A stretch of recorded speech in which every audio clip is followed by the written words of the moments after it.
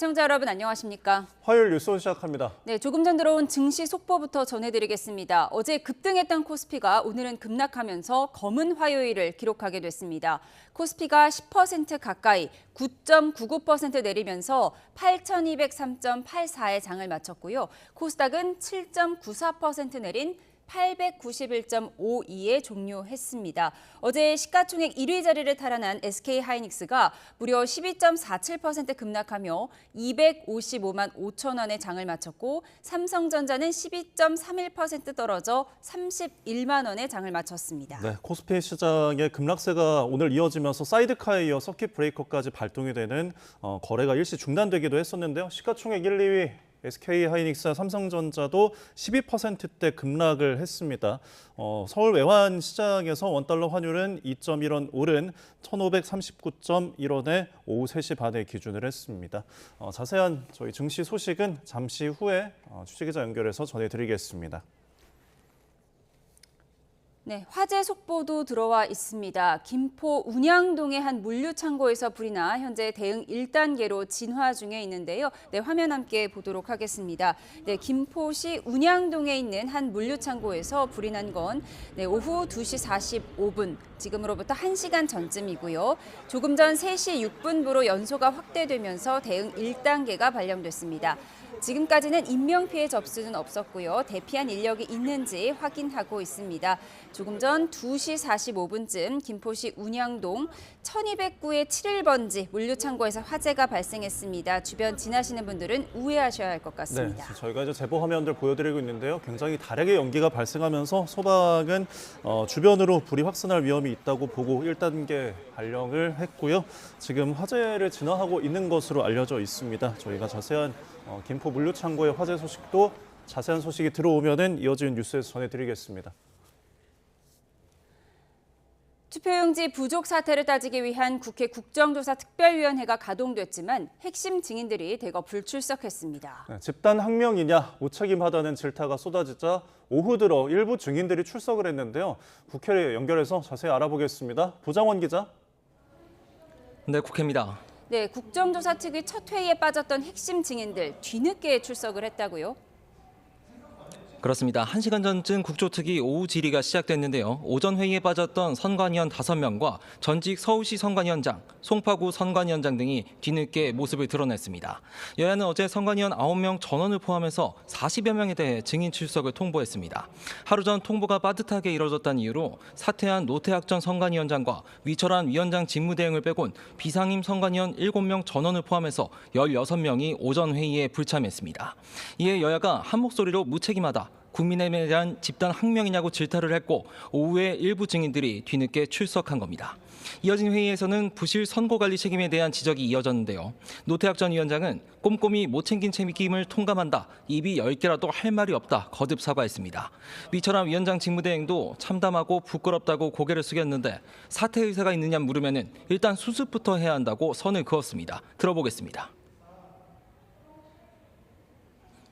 최선을 다해서 진상을 조사하고 또 그 대책도 국민들의 목소리를 듣고 지금 현재로서는 결재라인이 무너져 버립니다. 잘못이 있으면 어떠한 처분도 달게 받겠습니다. 이 밖에도 투표용지 인쇄 축소 경위도 쟁점이 됐는데 출석한 선관위원 대다수는 지난해 12월 사무총장 전결 전 인쇄 하한 기준을 50%로 낮춘 지침 변경 사실을 제대로 인지하지 못했다고 주장했습니다. 네, 정치권에서는 여야 모두 당권을 둘러싼 내전이 한창인데요. 민주당 상황부터 짚어주시죠. 네, 연임도전 초읽기에 들어간 정청래 대표, 오늘 공개 일정 없이 물밑 행보 중입니다. 오전에는 지난 주말에 이어 또 호남을 찾았고요. 오후에는 경기 여주에서 서울시당 당선자 워크숍에 참석한 거로 전해졌습니다. 출마 준비는 끝났고 날짜 택일만 남았다, 이런 관측이 나오는데 가타부타 말은 아끼고 있는 상황입니다. 전당대회 준비위원회 구성에 앞서 이르면 내일 최고위원회의 전후로 당대표직을 내려놓고 출사표를 던질 가능성에 무게가 실립니다. 당내 친명계는 선거를 잘못 치른 대표가 다시 출마할 명분이 약하다 이렇게 반발을 하면서 불출마 압박을 이어가고 있습니다. 또 다른 차기 당권 주자 송영길 의원은 최근 이재명 대통령과 비공개 만찬을 가진 것으로 알려져 다양한 해석을 낳고 있는데요. 일단 전당대회 관련 대화는 없었다는 입장입니다. 그리고 오는 27일 미국 방문을 마친 뒤 출마에 대한 입장을 밝히겠다고 하는데 김민석 국무총리와의 단일화 가능성도 조심스럽게 거론되고 있습니다. 국민의힘에서는 장동혁 대표가 건강 악화로 엿새째 입원하면서 사퇴 공방이 잠시 소강 국면을 맞았습니다. 이르면 이번 주 당무에 복귀한다는 계획인데 오전에 연어 술파티 쿠데타는 실패했다며 이번 이후 처음으로 SNS 고공전도 재개했습니다. 복귀 후 인적 쇄신 카드로 국면 전환을 모색할 거란 관측이 나오는데요. 최근 주요 사안마다 투톱인 정정식 원내대표와 균열상도 나타나고 있고 이번 기간 수위 조절에 나섰던 당내 반장동혁 측도 공세를 벼르고 있어 거친 논란 다시 거세질 전망입니다. 네, 후반기 국회 원구성 협상 상황도 짚어보겠습니다. 일단 내일이 1차 시한으로 꼽히는데 타결 기미는 아직 보이지 않죠. 그렇습니다. 조정식 국회의장 내일까지 상임위원회 명단을 내라 이렇게 최후 통첩을 날렸는데요. 공전만 거듭되고 있는 상황입니다. 오늘은 아직 뚜렷한 협상 소식은 들려오지 않고 있습니다. 여야 원내지도부 그동안 여러 차례 만났는데 양쪽 다 법사위원장 자리 결코 양보할 수 없다. 뚜렷한 입장차만 확인했습니다. 이번 주를 데드라인으로 공언한 민주당 한병도 원내대표는 오늘 아침 회의에서 더 이상 협의할 시간이 없다. 조만간 결단을 내리겠다고 강조했습니다. 의석수대로 상임위를 배분하는 방안과 함께 민주당이 18개 모든 상임위원장을 갖는 방법까지 열어두고 압박을 강화하는 모습입니다. 반면 국민의힘은 여야를 중재해야 할 국회의장이 협상을 시작하자마자 일방적으로 야당을 압박하고 있다고 반발하고 있습니다. 정정식 원내대표는 오전 회의에서 정상적인 국회를 복원하려면 법사위원장직을 반드시 제1야당 몫으로 되돌려야 한다고 강조했습니다. 지금까지 국회에서 YTN 부장원입니다.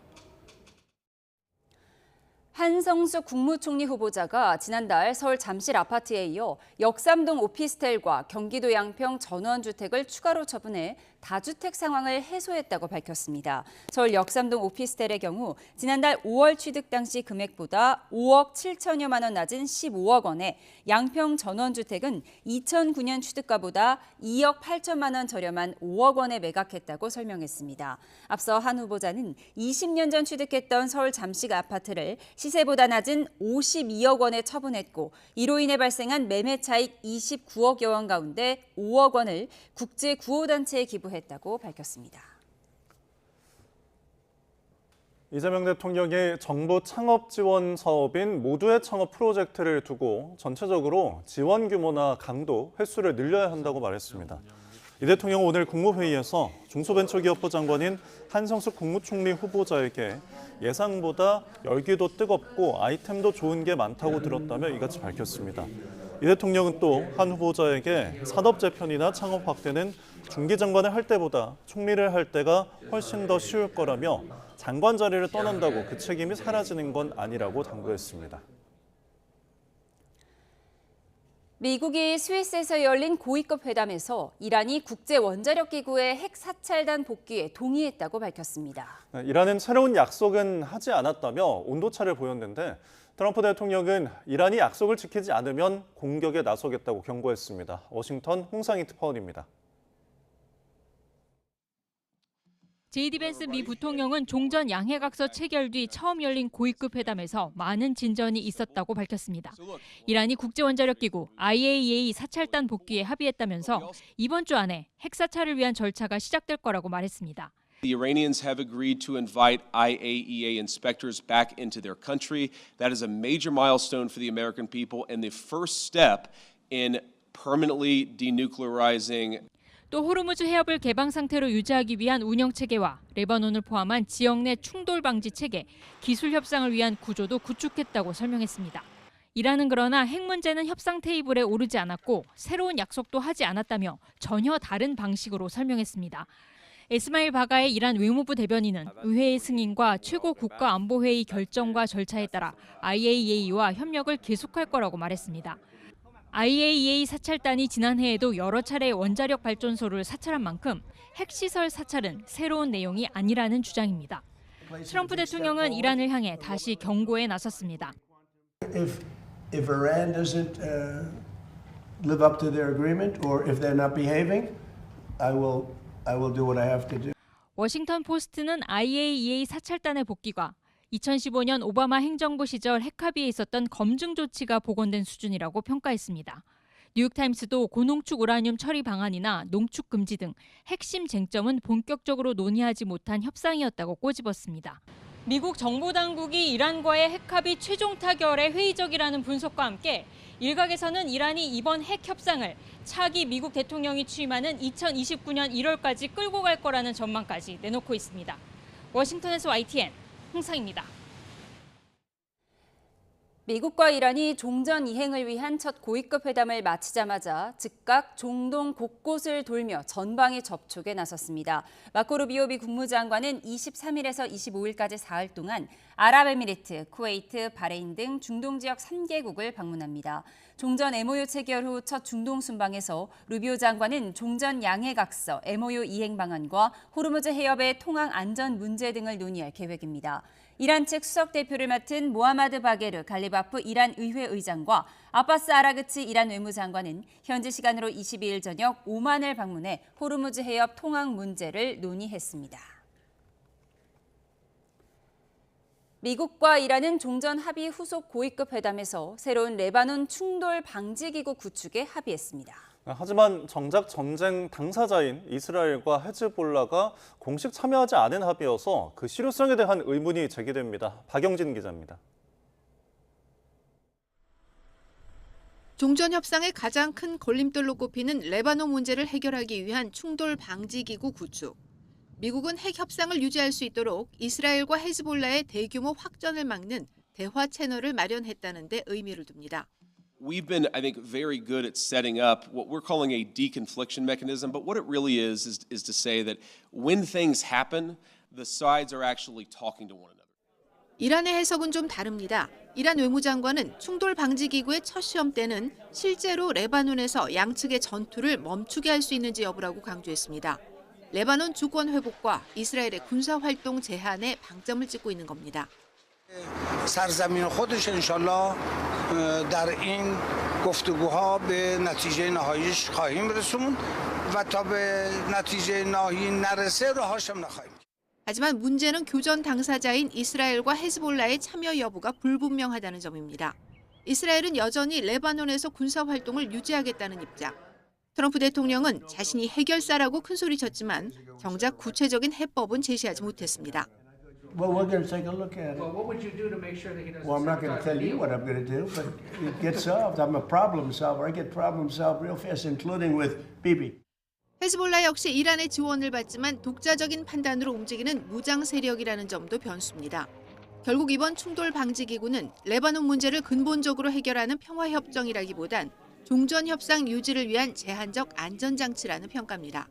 또 실제 효과를 내기 위해선 미국이 이스라엘과 헤즈볼라 양측에 얼마나 영향력을 행사할 수 있느냐가 관건이 될 거란 전망입니다.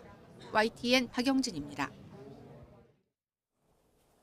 네, 앞서 속보로도 전해드렸는데요. 김포에 있는 의료 창고에서 불이 나 소방당국이 대응 2단계를 발령하고 진화에 나섰습니다. 보다 자세한 내용 취재기자 연결해서 알아보겠습니다. 조경원 기자, 화재 상황 현재 어떻습니까? 네, 먼저 화면 보면서 설명드리겠습니다. 지금 보고 계신 화면 YTN에 들어온 제보 영상입니다. 검은 연기가 하늘로 솟구치고 있고 소방당국은 건물 아래에서 세차게 물줄기를 뿌리며 진화 작업을 벌이고 있습니다. 화재 열기로 인해서 건물 외벽 일부는 종잇장처럼 구부러져 있고 건물 안에서는 시뻘건 화염도 보입니다. 경기 김포시 운양동에 있는 의류창고에서 불이 났다는 신고가 접수된 건 1시간쯤 전인 오후 2시 45분입니다. 소방당국에 접수된 첫 신고 내용은 창고에 있는 박스 쪽에서 불이 났다는 내용이었던 것으로 파악됐습니다. 신고 20분 만인 오후 3시 6분 소방당국은 불이 주변으로 번질 것을 우려해 관할 소방서의 인력과 장비를 모두 동원하는 대응 1단계를 발령했고 조금 전인 3시 26분에는 2단계로 격상했습니다. 소방당국은 4명이 현재까지 스스로 대피했고 인명피해는 없는 것으로 보고 있다고 설명했습니다. 김포시청도 안전문자를 보내 차량 우회를 안내했고 건물 안에 있는 시민들은 서둘러 대피해달라고 당부했습니다. 지금까지 사회부에서 YTN 조경원입니다. 네, 경기 용인에 있는 식품업체 아워홈 공장에서 작업하던 노동자가 컨베이어 벨트에 끼어 중태에 빠진 사고와 관련해 경찰과 고용노동부가 사업장 압수수색을 벌이고 있습니다. 경찰이 안전관리자 2명을 입건한 가운데 수사에 속도를 내는 모습인데요. 현장에 취재기자 나가 있습니다. 김희영 기자. 네, 용인 아워홈 2공장 앞입니다. 네, 압수수색이 아직도 진행되고 있습니까? 네, 경기 남부경찰청과 경기지방고용노동청은 오늘 오전 9시부터 7시간 가까이 제 뒤로 보이는 이곳 아워홈 용인 2공장에 대해 강제 수사를 벌이고 있습니다. 압수수색 대상은 공장 내부에 있는 아워홈 원청 현장 사무실과 하청 업체 사무실 등 모두 2곳입니다. 경찰과 노동부는 수사관 등 22명을 투입해 안전관리에 관한 문서와 과거 사고 이후 재발 방지 대책 등이 담긴 자료 등을 확보하고 있는 것으로 파악됐습니다. 두 기관은 확보된 증거를 바탕으로 사고 원인을 규명하고 책임 소재를 밝힐 계획입니다. 앞서 지난 8일 해당 공장 어묵 포장실에서 일하던 50대 하청 노동자가 컨베이어 벨트에 끼어 심정지 상태로 병원에 옮겨진 뒤 현재까지 의식을 되찾지 못하고 있습니다. 네, 사고와 관련해서 경찰의 수사 상황도 전해주시죠. 네, 경찰은 아워홈 원청과 하청의 안전보건관리 책임자 각 1명씩을 업무상 과실치상 혐의로 입건했습니다. 경찰은 사고 당시 안전덮개가 컨베이어 벨트에 제대로 덮여있지 않았던 것으로 보고 있습니다. 노동부도 해당 공장을 포함해 재해가 보고된 아워홈 제조공장 8곳에 대해 산업안전과 노동 분야 통합 기획감독을 진행하고 있습니다. 아워홈에서는 앞서 지난해 3월과 4월에도 끼임 사고로 1명이 다치고 1명이 숨졌습니다. 지금까지 용인 아워홈 2공장 앞에서 YTN 김희영입니다.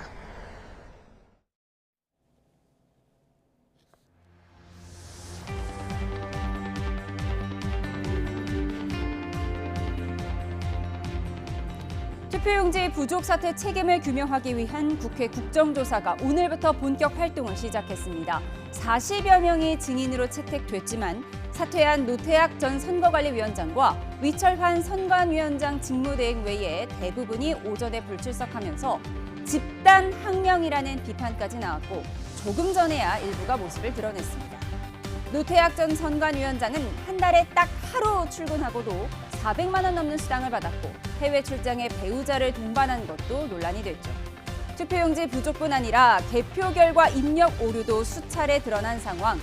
이번 선거에 이의를 제기하는 선거 소청이 690건 접수된 가운데 단 124표 차로 승부가 갈린 충주시장 선거에 대한 재검표도 다음 달 15일에 실시됩니다. 이재명 대통령은 국무회의에서 부정부패와 예산 낭비, 채용 비리 등 각종 의혹을 충분히 수사하라고 지시했습니다. 개표소 봉쇄 집회 19일째, 부실 선거의 후폭풍이 어디까지 갈지 가늠할 수 없는 상황인데요. 영상 보고 대담 시작합니다.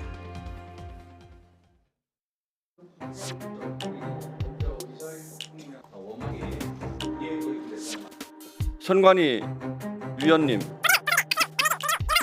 불출석입니다. 서울특별시 선관위원 다 불출석합니다. 노태학 증인만 제외하고 비상근 선관위원이 전원 불출석했습니다. 개인적으로 이런 의구심도 듭니다. 아, 이분들이 짬짬이를 한 건가?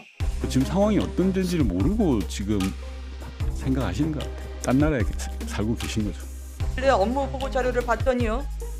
엉망진창입니다. 이거 엉터리 같은 선관위 업무 보고가 지금 국민에 제출할 자격이 없다고 생각합니다. 대통령의 밥친구 위철한 상임위원이라고 봅니다. 사퇴하실 생각 있으십니까? 없으세요? 그건 무책임한 거라고 저는 봅니다. 수습을 위해서 좀 부정부패 사안이라든지 황당무계한 일들이 있지 않습니까? 그래서 형사적으로 문제되는 부분들은 다 정확하게 수사하고 밝혀서 책임을 물어야 될 것 같습니다. 네, 살펴보도록 하겠습니다. 네, 오늘의 정치온 복귀왕 민주당 의원 김성태 전 국민의힘 원내대표와 함께합니다. 어서 오십시오. 예, 안녕하세요. 네, 온 국민의 공분 속에 국회 국정조사는 시작이 됐는데 핵심 증인들이 다 나오지 않아서 딴 나라 살고 있냐, 집단 항명하냐 이런 비판도 나왔습니다. 송파구 선관위원장은 조금 전에야 나왔다고 하더라고요.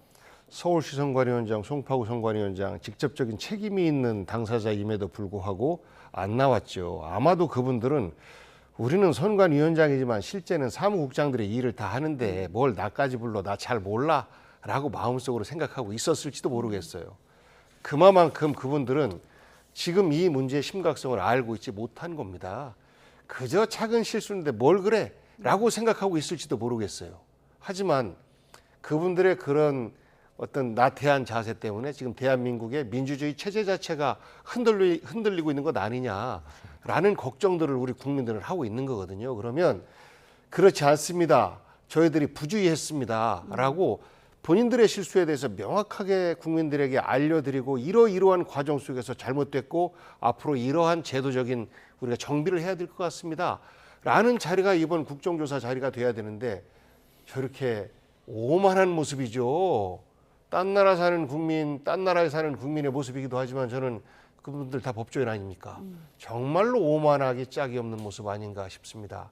그래서 전 지금까지 그 선관위 그러면 사실상 법원 산하에 있는 조직처럼 그래서 그 심판들한테 선수들이 뭐라고 항의 못하는 것처럼 그렇죠. 각각 따로였지 않습니까? 그리고 그 심판들이 축구에서 보면 어떤 선수는 경고 줄 거를 레드카드 주기도 하고 막 이런 자기들 마음대로잖아요.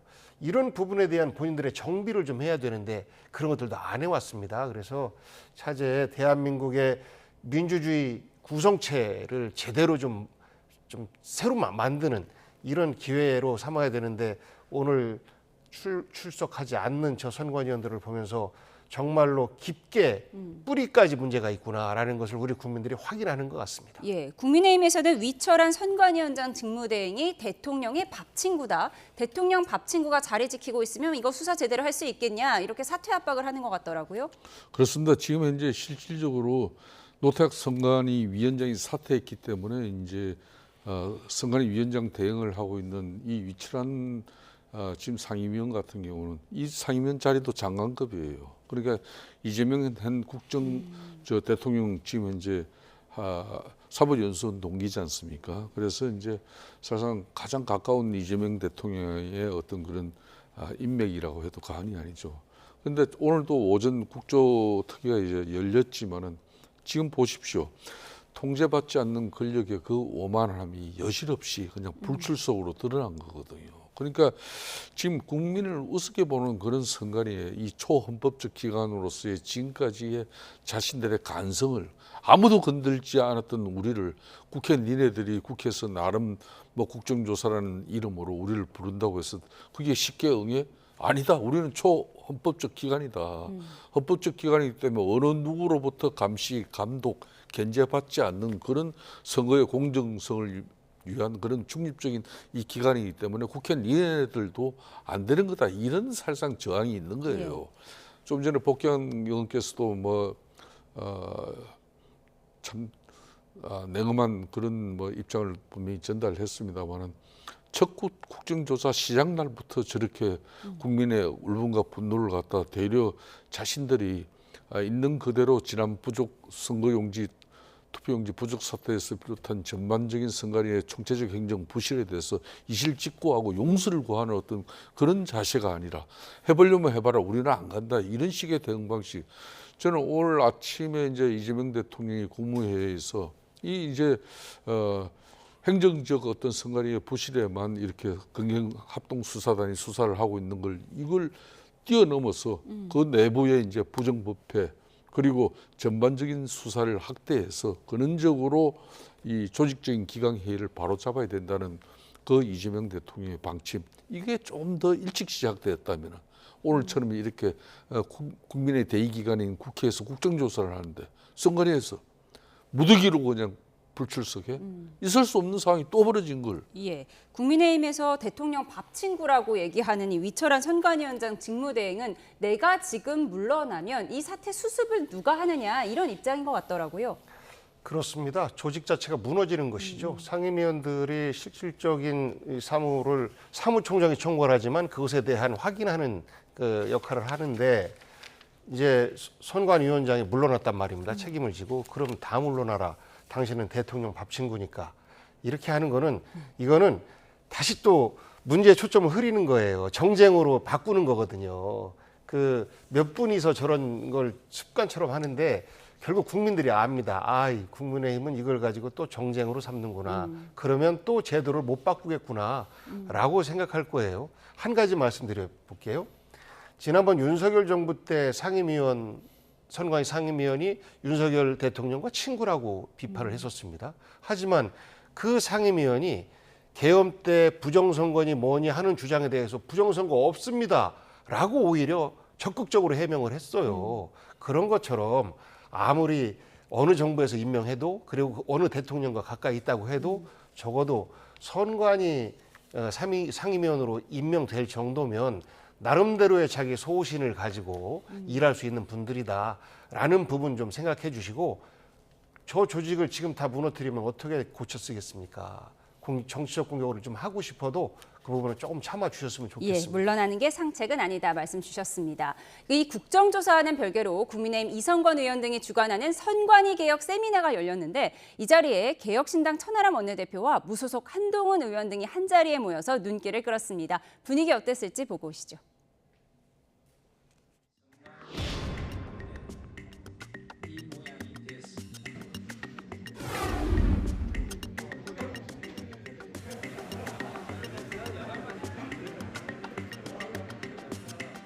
우리 한동훈 의원님도 1호 법안으로 내셨던데 선관위를 좀 확 뜯어 고치는 이 정도 무능은 부패입니다.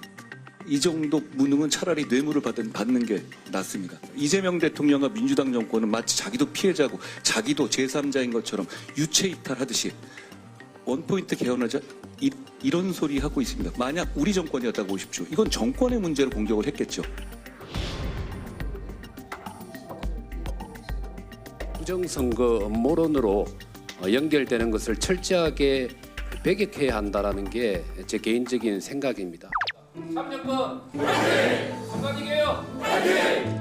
국민의힘 화이팅! 노스가연 화이팅! 네, 친한동훈계 의원뿐 아니라 오세훈 시장 측 또 구주류인 친윤계 의원들까지 개파 불문 총출동했는데 김성태 의원님도 저 자리에 계시더라고요.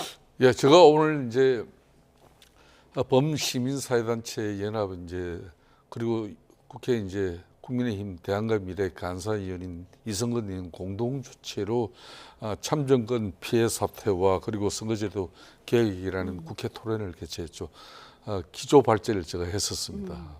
제가 했습니다만 오늘 상당히 많은 의원들이 이례적으로 참석했어요. 한 30여 명이 넘는 의원들이 온 것 같아요. 여기에는 친한계를 포함해서 친윤계 이런 걸 구분 없이 이번 6.3 선거를 통해서 투표용지 부족 사태 이것만 지금 문제가 아니고 근본적으로 국민의 기본권 참정권이 땅에 짓밟혔는데 여기에 여야도 같이 있을 수가 없는 것이다. 그렇기 때문에 지금 이루어지고 있는 국정조사에서 이번 선관위의 이런 부실 사태를 여야 의원들이 전방위적으로 이게 앞으로 자료 제출과 또 국회 국정증인 참고인 조사를 통해 가지고 이걸 밝혀내고 앞으로 그 미진한 부분에 대해서는 특검 수사를 통해서 엄중한 처벌이 이루어져야 된다. 그러고 난 이에 근원적인 선거 이 제도 개혁을 이렇게 가져가야 된다. 이런 식으로 아마 그 내용이 정리가 됐습니다. 그렇기 때문에 저 자리에는 무소속 한동훈 의원을 포함한 개혁신당의 원내대표인 지금 천하람 의원도 참석을 했었죠. 그렇기 때문에 다들 저기에서 오늘 특히 많은 의원들도 토론하고 또 참가를 했습니다만 열기가 상당히 대단했었습니다. 예. 무소속 한동훈 의원은 왜 이재명 대통령이 이 사태에 대해서 피해자 또는 제3자인 양 코스프레 하느냐 이렇게 강하게 비판을 했습니다. 한동훈 의원이 여기서 옛 친윤계 의원들과도 살갑게 선배님이라고 부르면서 다가가는 모습을 보였는데 이걸 보면 장동혁 대표 병원에서 좀 마음이 편치는 않을 것 같아요. 그렇겠죠. 그런데 한동훈 의원이 한 말에 대해서 좀 제가 코멘트를 하면 본인이 법무부 장관일 때는 법원을 다 통제를 했었나요? 그렇게 들려요. 이재명 대통령도 피해자죠. 그러니까 국민을 대표하는 대통령으로서 사실상 선관위의 이런 잘못된 업무 때문에 큰 피해를 본 겁니다. 그렇다고 해서 징징거리거나 그러지 않잖아요. 말이 좀 표현이 적절치는 못한데 함께 여든 야든 누구든 다 함께 제대로 이번에 고칩시다라는 말씀을 하시는데 정쟁하지 말자고 하면서 정작 정쟁을 하는 모습 보면서 한동훈 대표 앞으로 더 성장하려면 저런 모습들은 좀 피해야 되는 것 아닌가 싶고요. 지금 생각이 다르지 않습니다. 모든 국민들이. 그리고 저는 이성건 의원이 주최를 했는데 이성건 의원의 저 말씀 100% 동의합니다. 만약에 이번 투표용지 부족 사태를 부정선거와 연결지어서 마치 뭐 정권을 공격하려고 하는 이런 것처럼 되면 우리 국민들이 거부합니다. 그럼 하나도 바뀌지 못해요. 그래서 이성건 의원의 저 말씀처럼 정말 선관위를 개혁할 수 있는 이런 기회로 이번을 삼았으면 좋겠습니다. 예, 장동혁 대표가 주장했던 전면 재선거에 반대하는 의견들이 있었더라고요. 토론 내용 뭐 발제 저 말고도 이제 또 법학 교수님 발제도 있었습니다만은 그러니까 이제 선관위에서 이제 부실한 그런 선거 준비라든지 또 선관위의 행정 체계의 문제점 이런 부분은 앞으로 발본색원하면 될 문제지만은 전면적인 재선거는 법적 요건이 갖춰져야 되기 때문에 그 법적 요건을 정치적 어떤 요구나 주장을 통해서 그게 더 크게 들려버리면은 본질적인 이제 선관위의 이런 명명백백한 지금 현재 총체적 내부의 문제를 앞으로 근본적인 제도 개혁으로 이끌어갈 수 있는 그런 동력이 되려 상실될 수 있다. 이거는 이제 그러려면 또 정쟁이 만들어질 것이고 그렇기 때문에 일정 부분 지금 잠실체육관 앞에서 성조기 흔들면서 부정선거 음모론자들이 이제 거기 중심이 되는 어떤 그런 식의 요구 주장을 지금 국회에서 그걸 대변할 수는 없는 구조이니까 결국은 지금 현재 2030들의 그 울분과 분노는 이거는 일자리와 지금 현재 민생을 돌보지 않는 그런 권력에 이런 부분에 대해서 불만 이런 부분을 목소리가 나왔다고 해가지고 그걸 부정선거로 이렇게 기계를 씌워지는 부분은 상당히 위험한 내용이다. 이렇게 이제 다들 의견이 모아지는 것 같았어요. 예, 한동훈 의원이 선관위 이 정도 무능은 부패라고 주장을 했는데 이 한동훈 의원의 세미나 참석이 편치 않을 사람 장동혁 대표는 엿새째 입원 중인 가운데 입원 후 첫 공개 메시지를 내서 관심을 모으고 있습니다. 어떤 내용이었을지 화면 함께 보시죠. 1심 법원이 연어 술 파티 의혹을 허위라고 판단한 것과 관련해 쿠데타는 실패했다. 이재명 대통령과 민주당이 꿈꿨던 연어 술 파티의 종착역은 공소 취소인데 이제 공소 취소는 아예 물 건너갔다. 공소 취소를 포기하지 않는다면 이재명 대통령이 가야 할 길은 탄핵뿐이다라고 비꼬았는데요. 오늘 아침 정점식 원내대표는 이번 판결을 들어서 법사위원장 자리를 국민의힘이 가져와야 한다고 주장했습니다. 국정감사장의 소주병과 생수병을 갖고 와서 근거 없는 연어술 파티 선동을 시작했던 것이 바로 더불어민주당 법사위원들이었습니다. 지난해에는 오로지 망신주기 목적으로 소유의 대법원장 청문회를 실시했습니다. 감금시키고 심지어 조요토미 히데요시라는 이상한 합성 사진으로 조롱하던 모습을 기억하실 겁니다. 그야말로 국정감사가 아니라 조리돌림이었습니다. 쇼트 찍는 국회가 아니라 일하는 국회를 만들기 위해 정상적인 국회를 복원시키기 위해 법사위원장은 반드시 우리 당 몫으로 되돌려 놓아야 합니다. 네, 엿새째 입원 중인 장동혁 대표 오늘 첫 병상 메시지를 냈습니다. 연어 술 파티 쿠데타는 실패했다. 이런 내용이더라고요. 저 판결이 참 납득이 안 갑니다. 그러니까 대북 송금과 관련된 것 무죄, 정치자금과 관련된 것 무죄, 이런 것과 관련돼서 기소된 분이 이재명 대통령 아닙니까? 결국 다 무죄예요. 그러면 무리한 기소였다라고 재판부가 확인을 했으면 잘못된 기소에 대해서는 공소를 취소하는 게 맞다라고 상식적으로 생각해야 되는 것 아닌가 싶고요.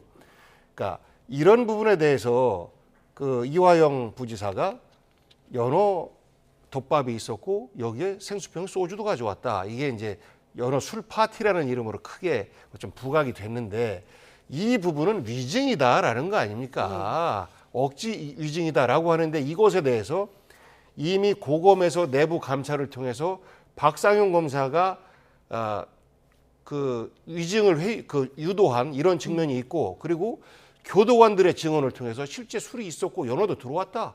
그러지 말라고 했는데 계속 했다라는 증언들이 있어요.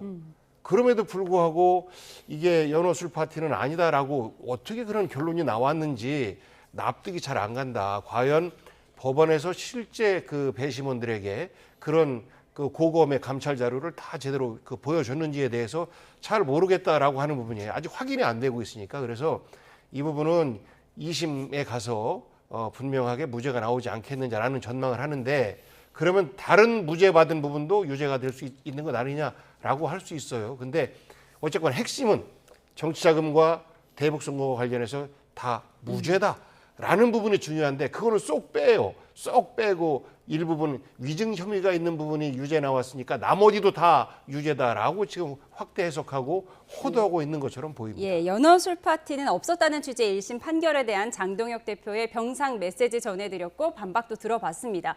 그렇다면 병상에서 장동혁 대표는 어떤 생각을 하고 있을까? 돌연 사퇴 시점이 내년 2월일 수 있다는 얘기가 나오는데 그 배경을 좀 짚어보도록 하겠습니다. 화면을 좀 함께 볼까요? 왜 내년 2월일지. 당대표가 임기를 6개월 이상 남기고 거리하면 차기 대표는 자녀 임기만 수행한다는 당헌 26조에 대한 수싸움입니다. 장동혁 대표 임기 내년 8월 26일까지로 내년 2월 이전에 사퇴하면 새로운 대표가 장동혁 대표의 자녀 임기만 채우게 돼서 다음 총선 공천권을 행사하지 못할 가능성이 있죠. 이 같은 논리로 장 대표가 내년 2월까지 시간을 벌 수 있다는 주장도 있지만 친한동훈계든 비당권파는 장동혁 대표가 사퇴하고 비상대책위원회 체제로 전환되면 차기 지도부는 2년 임기를 보장받게 된다고 반박하고 있습니다.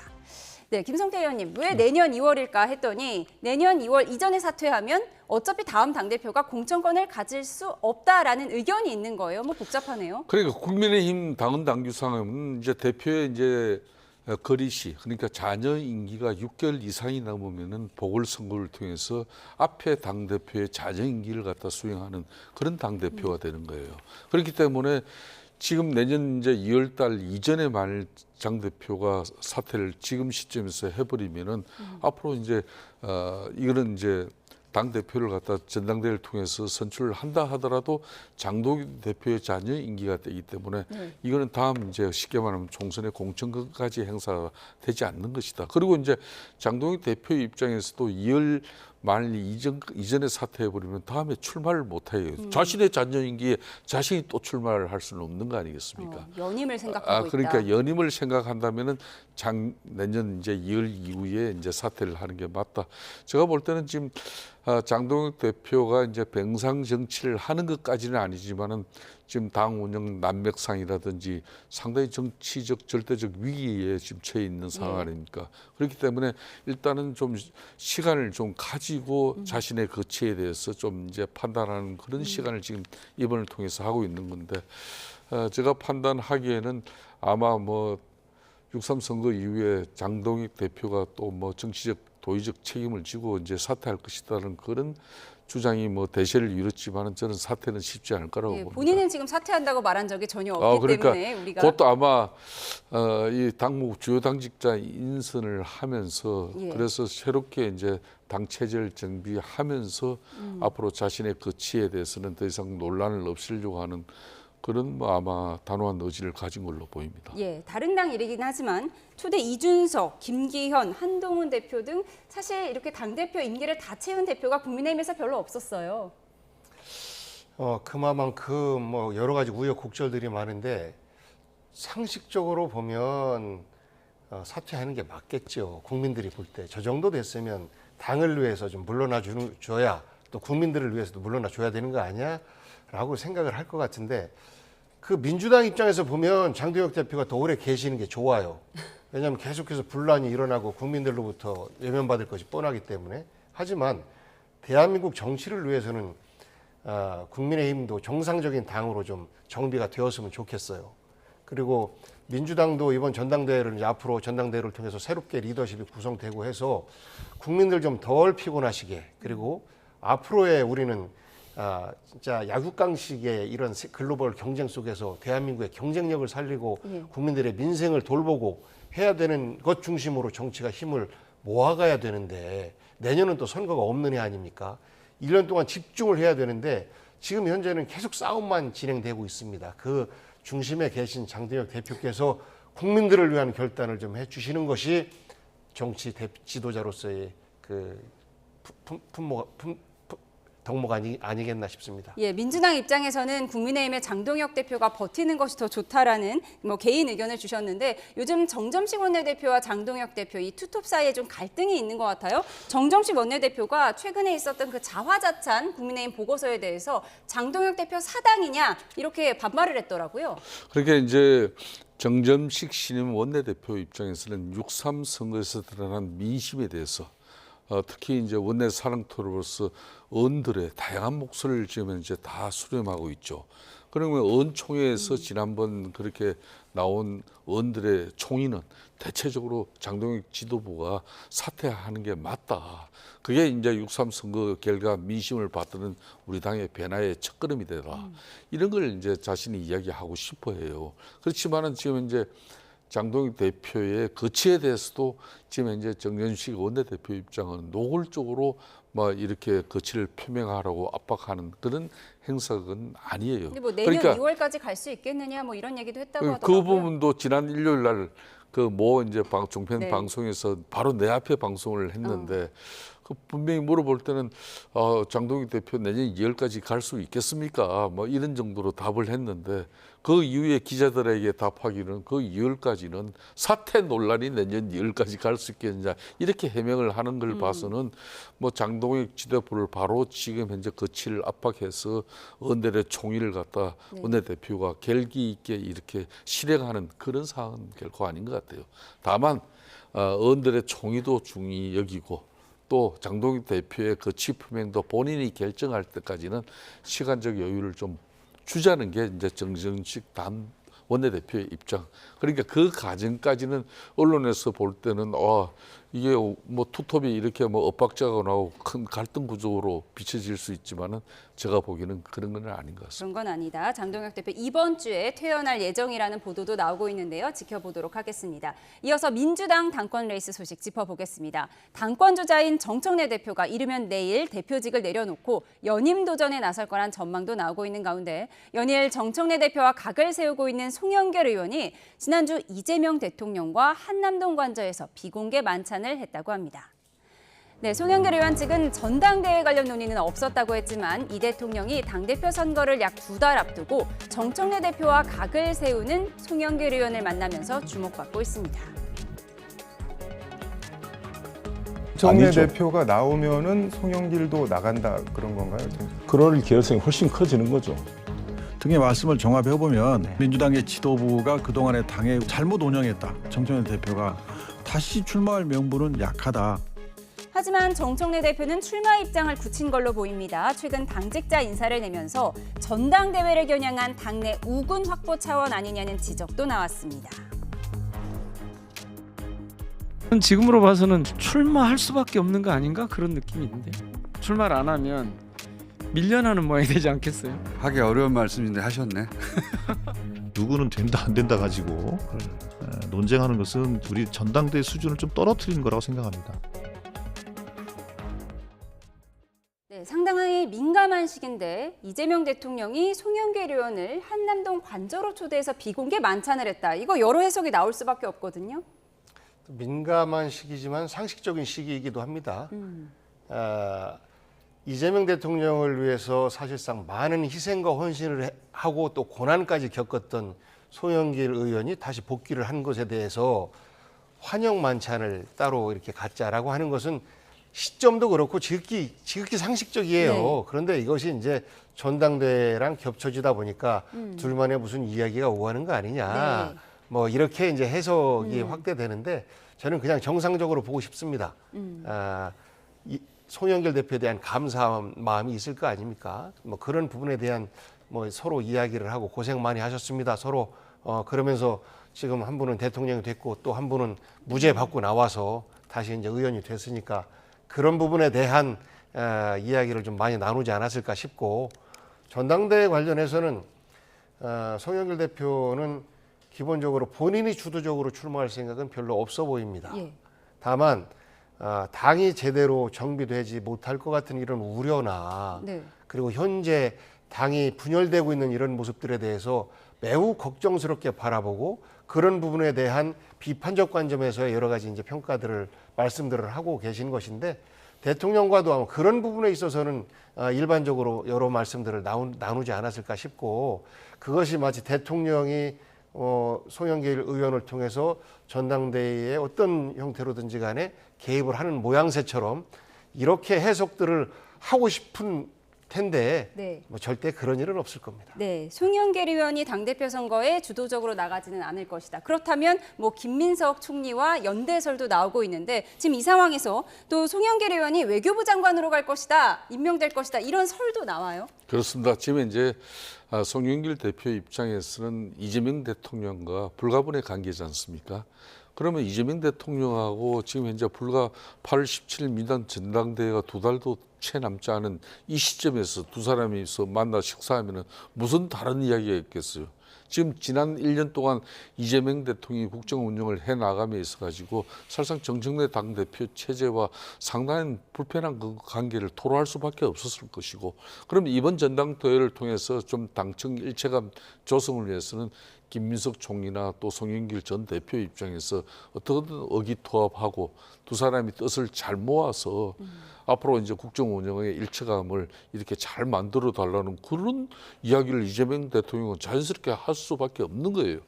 자, 저런 모습들이 제가 볼 때는 되려 8월 17일 정청래 당대표의 연임에 홀로서기에 성공의 조건을 지금 만들어주는 것 같아요. 그러니까 김민석 총리 입장에서도 이재명 대통령이 나 아니면 안 된다는 어떤 그런 인식이 있기 때문에 자신만이 당청의 일체감을 조성하고 국정 운영의 성공적 뒷받침이 될 수 있다는 그런 대전제를 깔아버리는 것은 한마디로 이재명 대통령을 자꾸 끌고 들어가서 선거를 치르려고 하는 거거든요. 여기에는 분명히 이재명 대통령의 당무 개입이라는 큰 논란이 생길 수밖에 없습니다. 이렇게 만일 그렇게 해서 이재명 대통령의 바람대로 8.7 민주당 전당대회가 잘 끝나면 모르지만은 잘 끝나지 않으면은 이거는 한마디로 집권당의 분열로 그리고 과거 열린 우리당의 사례로 이렇게 이어질 수도 있는 큰 폭발성이 있는 위험한 상황이에요. 그런 상황인데 저는 정청래 당대표가 지금까지 이재명 대통령의 유럽 순방 전의 메시지는 사실상 당신하고 내 뜻이 안 맞으니까 이제 그만해 줬으면 좋겠다는 그 메시지를 날린 건데 정청래 당대표는 무슨 소리야. 나는 심사숙고해보니까 내가 6.3 지방선거도 잘 치렀고 그리고 대통령을 뒷받침하는데 내같이 앞장선 사람 없어. 나 할 겁니다. 이렇게 된 거거든요. 그렇기 때문에 제가 볼 때는 가장 지금 난감한 사람은 이재명 대통령인 것 같아요. 대통령의 속내를 좀 짚어봤습니다. 잠시 속보가 들어와서 전해드리도록 하겠습니다. 서해 공무원 피격 사건과 관련해 검찰이 상고하지 않기로 했다는 속보가 들어와 있습니다. 서울고검은 대검과 협의를 거쳐 상고를 제기하지 않기로 하면서 서해 공무원 피격 은폐 의혹과 관련해 서훈 전 국가안보실장은 무죄가 확정됐습니다. 다시 한번 전해드리겠습니다. 검찰이 서해 공무원 피격 사건 은폐 사건과 관련해서 상고하지 않기로 하면서 서훈 전 국가안보실장에 대한 무죄가 확정됐습니다. 자세한 소식은 들어오는 대로 추가로 전해드리도록 하겠습니다. 네, 오늘의 정치호는 여기서 줄이겠습니다. 복귀학 민주당 의원 김성태 전 국민의힘 원내대표였습니다. 고맙습니다. 예, 감사합니다. 코스피가 10% 가까이 폭락하며 장을 마쳤습니다. 외국인과 기관의 7조 원 순매도에 코스피가 장중 8% 이상 급락하면서 매매를 20분 동안 중단하는 서킷 브레이커까지 발동됐습니다. 네, SK하이닉스와 삼성전자 모두 12% 이상 급락했는데 SK하이닉스는 보통주 기준 코스피 시가총액 1위 자리를 지켰습니다. 취재기자 연결해서 자세한 금융시장 알아보겠습니다. 류화동 기자, 이 검은 화요일을 기록한 코스피 상황부터 정리해 주시죠. 네, 코스피가 9,000선에서 출발해 잠시 9,100선을 회복했다가 10% 가까이 곤두박질했습니다. 코스피는 9.99% 내린 8,203.84로 장을 마쳤습니다. 코스닥도 7.94% 내린 891.52로 마감했습니다. 낮 12시쯤 두 시장 모두에서 프로그램 매매를 일시 중단하는 매도 사이드카가 발동됐고 코스피 시장에선 낮 2시 반쯤 모든 매매를 일시 중단하는 서킷 브레이커까지 발동됐습니다. 역대급 변동성을 보이자 한국형 공포지수로 불리는 코스피 200 변동성 지수도 껑충 뛰어 장중 90선에 근접했습니다. 코스피 200 변동성 지수의 사상 최고치는 지난 15일에 94.25입니다. 보통주 기준으로 코스피 시가총액 1위에 올랐던 SK하이닉스는 장중 2위로 내려갔다가 다시 1위를 탈환했습니다. SK하이닉스는 12% 넘게 급락해 250만 원대까지 내려갔는데 삼성전자 역시 12% 넘게 하락했습니다. 삼성전자는 31만 원으로 장을 마쳤는데 3거래일 연속 하락이었습니다. 시장에서는 반도체 생태계를 중심으로 차익 실현 매물이 쏟아진 것으로 보고 있습니다. 삼성전자 외국인 주식 보유율은 전날 기준으로 48%까지 떨어져 약 13년 만에 최저 수준이 됐습니다.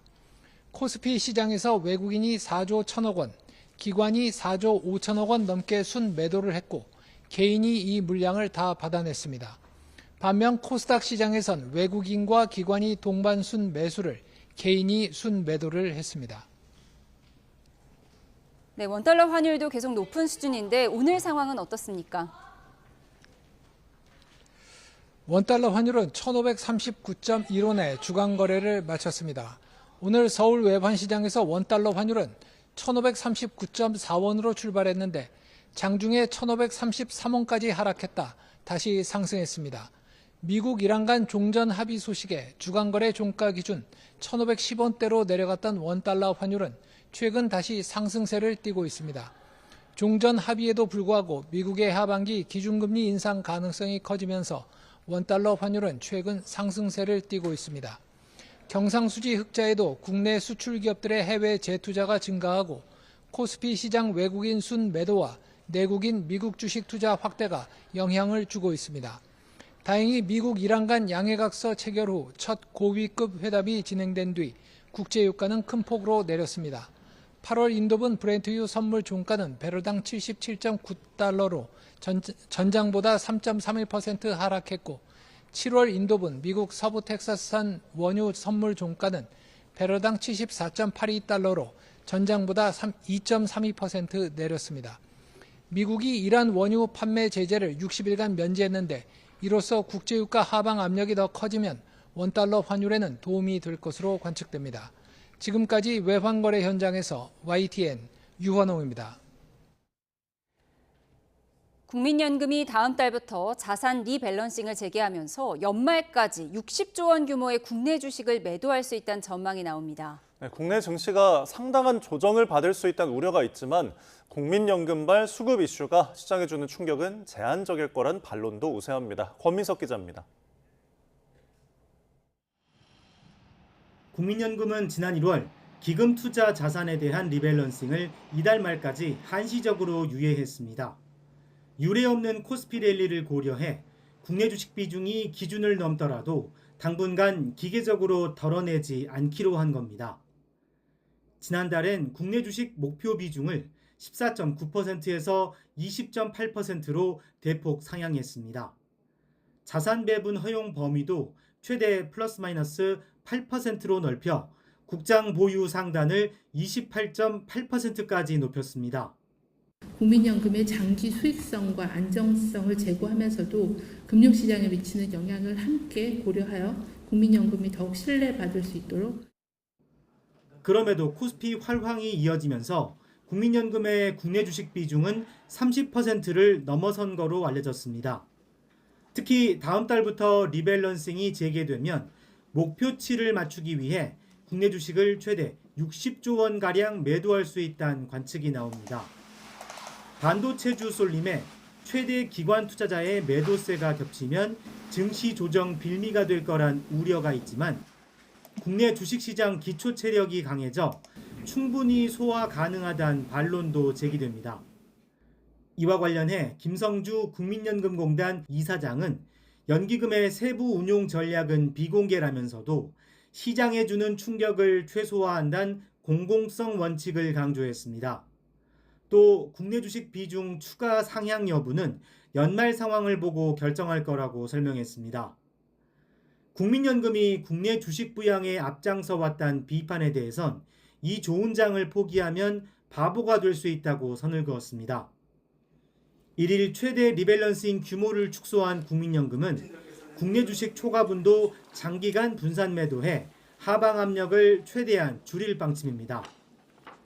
YTN 권민석입니다. 이재명 대통령이 석유 최고 가격제와 관련해 좀 더 제도를 유지하고 최고 가격도 낮춰가야 한다고 말했습니다. 이 대통령은 오늘 석유 제품 가격이 너무 올라 물가 부담이 크고 반도체 등에서 초과 세수가 예상돼 유류세를 좀 낮춰도 재정 부담이 크지 않다며 이같이 밝혔습니다. 이에 구윤철 부총리가 최고 가격도 낮추고 필요하면 다른 정책 대안도 같이 검토하겠다고 답하자 서민들의 물가 부담을 최소화할 수 있게 추가 소득 지원 방안을 연구하라고 지시했습니다. 네, 조금 전 속보로도 전해드렸는데요. 경기 김포에 있는 의류 창고에서 불이 나 소방당국이 한때 대응 2단계까지 발령하고 진화에 나섰습니다. 네, 자세한 내용 취재기자 연결해서 알아보겠습니다. 조경원 기자, 현재 화재 상황 어떻습니까? 네, 다시 한번 화면 보면서 설명드리겠습니다. 지금 보고 계신 화면 YTN에 들어온 제보 영상입니다. 검은 연기가 하늘로 솟구치고 있고 소방당국이 건물 아래에서 세차게 물줄기를 뿌리며 진화 작업을 벌이는 모습입니다. 화재 열기로 인해 건물 외벽 일부는 종이장처럼 구부러져 있고 건물 안에는 시뻘건 화염도 보입니다. 경기 김포시 운양동에 있는 의류창고에서 불이 났다는 신고가 접수된 건 오후 2시 45분입니다. 소방당국에 접수된 첫 신고 내용은 창고에 있는 박스 쪽에서 불이 났다는 내용이었던 것으로 파악됐습니다.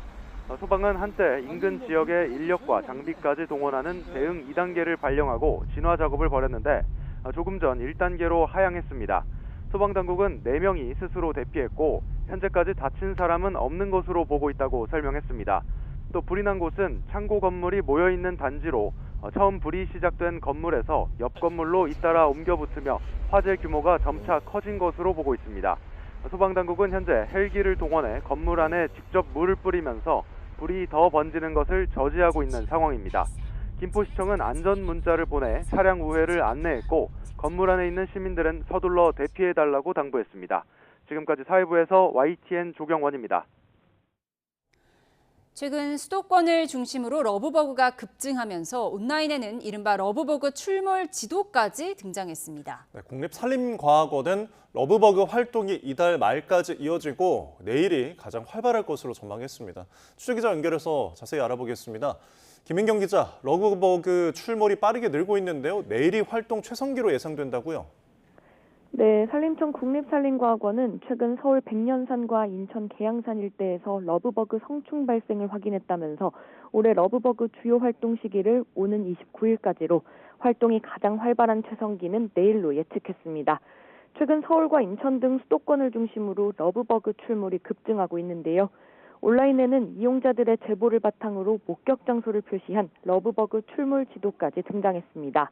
러브버그의 정식 명칭은 붉은 등 우단 털파리로 성충이 된 뒤 암수가 붙어 비행하는 모습 때문에 러브버그라는 별칭이 붙었습니다. 사람을 물거나 질병을 옮기지 않고 식물의 번식을 도와주는 측면에서 익충으로 분류되지만 최근 몇 년 동안 기후변화 속에서 번식이 늘면서 대량으로 출몰하고 있습니다. 지난주 서울과 경기, 영남 일부에 폭염주의보가 내려지는 등 올여름도 더위가 일찍 찾아오면서 러브버그의 번식이 활발해진 걸로 분석됩니다. 전문가들은 해충이 아닌 만큼 화학 살충제를 무분별하게 사용해 잡으면 생태계 교란을 일으킬 수 있다면서 대신 물을 뿌려 비행을 막은 뒤 제거하는 방법을 권장하고 있습니다. 또 어두운 색 옷을 입고 선풍기나 에어컨 바람을 활용하면 접근을 줄이는 데 도움이 된다고 설명했습니다. 국립산림과학원은 더욱 효과적인 방제를 위해 최근 친환경 방제제 실증 연구를 진행했는데요. 곤충 병원성 곰팡이와 식물 추출물을 활용한 친환경 약재를 처리한 구역에서는 성충이 나타나지 않았습니다. 친환경 약재가 효과를 보인 만큼 추가 분석을 진행해 이 약재를 대중적으로 쓸 수 있을지 조사한다는 계획입니다. 지금까지 과학기상부에서 YTN 김민경입니다.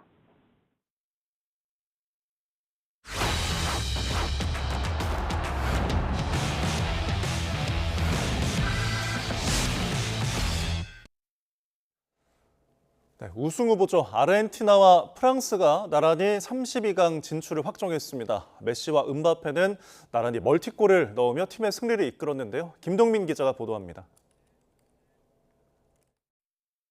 리오넬 메시가 혼자 2골을 넣으며 아르헨티나의 32강 진출을 확정지었습니다. 메시는 페널티킥을 실축했지만 전반 38분에 왼발 논스톱 슈팅으로 선제골을 터뜨렸습니다. 월드컵 통산 17호 골로 역대 월드컵 최다 득점 신기록입니다. 메시는 이전 경기에서 해트트릭으로 독일의 클로제가 갖고 있던 16골 기록과 타이를 만들었습니다. 메시는 후반 추가 시간에 집중력을 보여주며 쐐기골까지 터뜨렸습니다. 아르헨티나가 두 경기에서 넣은 5골을 모두 책임진 메시는 대체할 수 없는 에이스로서의 존재감을 과시했습니다. My favorite part was definitely the first goal, like Messi breaking the world record. It was amazing. Yeah. 프랑스는 이라크를 압도했습니다. 전반 14분 올리세의 패스를 받은 음바페가 강력한 왼발 슈팅으로 골망을 흔들었습니다. 전반 종료 후 낙뢰 위험으로 경기가 중단됐습니다. 2시간 만에 재개된 후반전, 프랑스는 후반 9분에 이라크의 실수를 틈타 음바페가 침착하게 추가골을 터뜨렸습니다. 음바페는 이번 대회 4골을 넣으며 득점 선두 메시를 한 골 차로 추격했습니다. 프랑스는 덴벨레의 쐐기골로 이라크를 3대0으로 꺾고 32강 진출을 확정했습니다. 같은 조에 있는 노르웨이도 세네갈을 3대2로 이기고 32강에 합류했습니다. 득점왕 후보 혼란은 대회 3호, 4호 골을 넣으며 음바페와 어깨를 나란히 했습니다. YTN 김동민입니다. 네, 역사상 최고의 축구 선수가 누구인지 고트 논쟁, 지난 카타르 월드컵에서 메시가 우승컵과 MVP를 거머쥐면서 사실상 종지부를 찍었는데요. 월드컵 최다골 기록까지 넘어서면서 메시의 한계는 어디까지일지 관심입니다. 이경재 기자입니다. 경기가 열린 미국 텍사스의 수도, 아르헨티나의 수도 부에노스아이레스의 수도, 또 세계의 각지의 수도. 경기 전부터 메시 옷을 입고 메시의 얼굴을 하고 메시를 응원합니다. 메시의 골이 터질 때마다 떠나갈 듯 환호성도 터집니다. 17호와 18호 골. 메시는 39살 생일을 앞둔 자신의 6번째 월드컵에서 2경기 만에 5골을 몰아넣고 새 역사를 썼습니다. Una semana más tranquila y nada, así que contento. 축구계 뜨거운 감자였던 역대 최고 선수 고트 논쟁은 지난 카타르 월드컵에서 사실상 마침표를 찍었습니다. 발롱도르 최다 수상 8회와 클럽 우승 39회를 기록한 메시가 딱 하나 모자랐던 월드컵 우승 트로피를 MVP, 골든볼과 함께 수상하자 많은 전문가들은 펠레와 마라도나, 호날두 위에 메시의 이름을 올렸습니다. 카타르 월드컵 이후 라스트 댄스를 한 번 더 무대에 올린 메시는 이제 2회 연속 월드컵 우승과 역대 최초 3회 골든볼 수상, 첫 골든부트에도 도전합니다. Vamos a seguir intentando. El grupo no se cansa de competir, de tener siempre más. Hay realmente espectaculares acá, con la gente y en la cultura también. 한계를 뛰어넘는 메시의 발끝이 전 세계 축구 팬들의 눈과 귀를 집중시키고 있습니다. YTN 이경재입니다. 네, 북중미 월드컵 개막 12일째입니다. 우리 대표팀은 남아프리카 공화국과 조별리그 3차전 준비에 열을 올리고 있습니다. 확실히 이겨서 32강에 안착하겠다는 각오도 내세웠는데요. 한편 아르헨티나 리오넬 메시는 월드컵에서 가장 많은 골을 넣은 선수가 됐습니다. 네, 박찬아 축구 해설가와 함께 여러 가지 이야기들 자세히 나눠보겠습니다. 해설가님 나와 계십니까? 네, 안녕하세요. 네. 자, 이제 조별리그 남아공과의 마지막 경기만 우리 남기고 있습니다. 남아공에 대한 팀이 좀 많이 알려진 게 없는 것 같은데 어떤 팀인가요? 남아공이 그래도 어려운 아프리카 지역 예선을 뚫고 본선에 올라왔습니다. 같은 조에는 아프리카의 강호 나이지리아가 있었는데요. 예. 나이지리아를 제치고 본선행을 결정지은 만큼 객관적 전력이 아주 높은 팀은 아닙니다만 그렇다고 해서 완전히 무시하고 그럴 만한 팀도 아닙니다. 다만 최근에 대표팀 성적이 좋지가 않은데요. 7경기에서 4무 3패의 부진입니다. 이번 월드컵 2경기를 포함해서 그렇고요. 월드컵 전에도 파나마라든가 니카라과 같은 축구에서 강팀이 아닌 나라들을 상대로 또 승리하지 못하면서 월드컵 조별리그에 올라왔기 때문에 객관적인 전력이 아주 싶은 팀은 아니라고 생각해 주시면 될 것 같습니다. 네. 자, 그렇다면은 남아공전에 우리 선수들이 어떻게 출전을 할지 이 부분이 관심인데 주장 손흥민의 이제 기용이 좀 변화가 있을지 어떻게 예상되십니까? 일단 우리 대표팀이 1차전과 2차전 큰 변화를 주지 않고요.